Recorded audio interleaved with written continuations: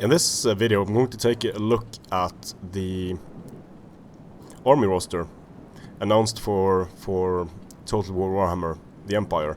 We're going to start with the melee infantry. So spearmen are going to make an appearance with either shields or without shields. So if one or either unit is going to function more like pikes or they're going to be more like just standard spears, just don't know. In Warhammer there is no such thing as spears having a bonus versus cavalry, but they do have the ability to fight in multiple ranks.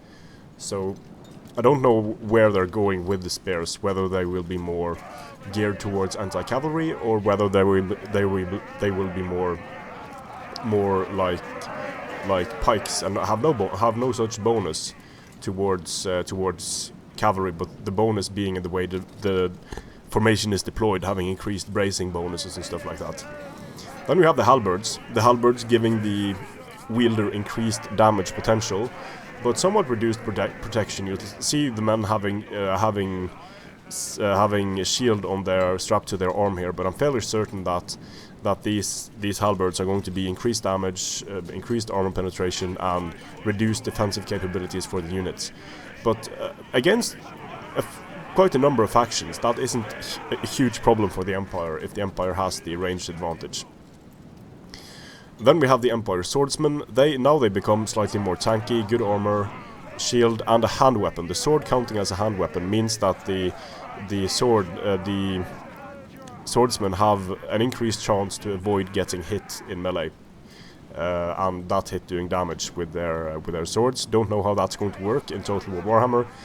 Then we have the Empire's shock infantry, the great swords, and that's it. Two varieties of spears, a halberd, a short sword, and a great sword. That's it. A very, very anemic Empire roster.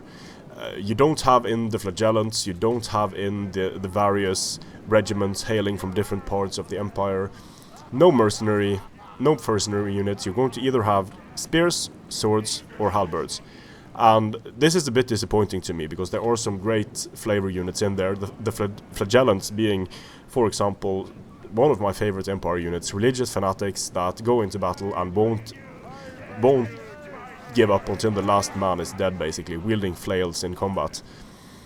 Then we have for the artillery, the Hellblaster, the Hellstorm rocket battery, the Empire Great Cannon. Don't know whether these guys will be able to shoot down flying targets yet. It would seem a bit strange if archaic cannons like this would be able to track quickly moving targets across the battlefield. If they were able to hit like at random with their cannonballs, if the flyers were low enough, or a rocket goes spiraling into the sky and hits something, that would be fine. But I think it would be a bit cheesy if these gunner crews were able to track and fire at things flying rapidly across the battlefield. It just doesn't seem like that would be what they were there for, but we just don't know at this point. Then we have the Conqueror steam tank, a tank that runs on steam, very sturdy and pretty cool unit. For cavalry, we have three different types of skirmish cavalry. We have the pistoliers wielding pistols, then we have the outriders, presumably wielding a repeating handgun, and then wielding a grenade launcher as well, so those units could be interesting. Then we have the Reiksguard Knight, heavily armored cavalry. And for skirmish infantry or missile infantry, we only have crossbowmen and handgunners. The crossbows being relatively high damage, some armor penetration, long range, slow rate of fire. The handgunners being having higher armor penetration than the crossbows. Presumably both of these units are going to have a fairly low rate of fire. Then of course we have the agents that also can work as battlefield agents, have a presence on the battlefield, so the warrior priests and the mages, having celestial wizards and light wizards available to the Empire. Also witch hunters, primarily a ranged unit in the Total War Warhammer game. So each type of agent, hero, lord is going to have propensity for being either ranged magic or close combat. Witch hunter going to have a mix of those attributes, I think. But it's a very small army roster. There's just so much that has been left out. So many mercenary companies, so many regional companies.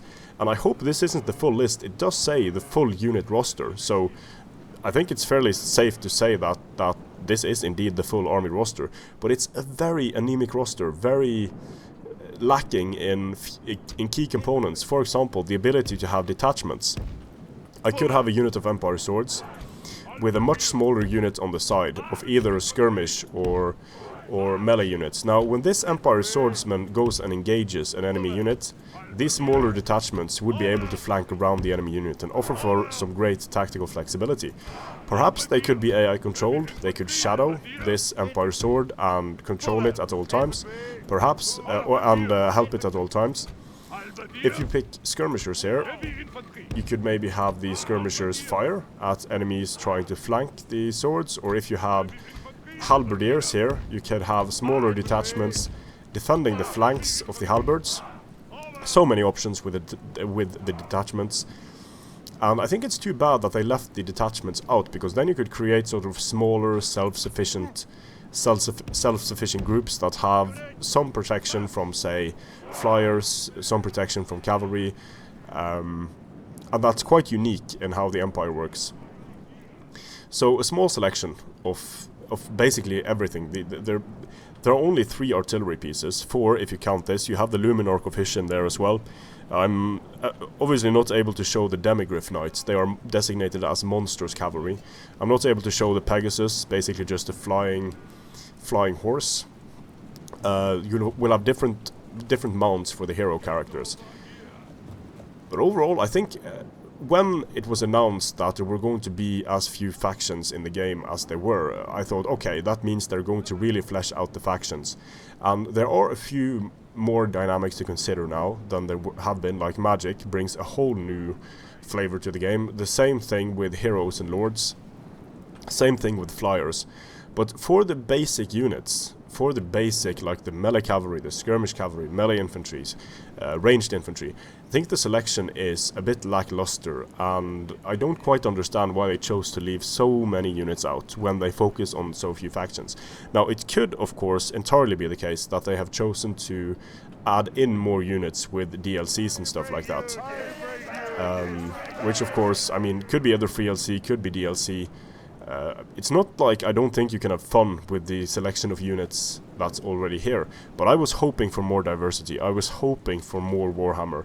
There are so many units, so many options left out, and of course something would have to be left out, because the selection of units and of mercenary units in Warhammer is absolutely huge. But still, this isn't enough to make me significantly less excited about Total Warhammer, because it is going to be a completely new game with new mechanics, things to try out, test, great games to be had, I'm sure. But from what I've seen so far, this doesn't bode well for what the other factions are going to have. A very small selection in the different categories for such a major faction in the Warhammer world. One of the biggest human faction in the Warhammer game, and it's being sort of written off with just the basics and a few flavor units. So I'm very anxious to see the Orc and Goblin roster, because that's a faction that really has to have huge diversity in order to be as fun as it is in the tabletop game. Strength and honor.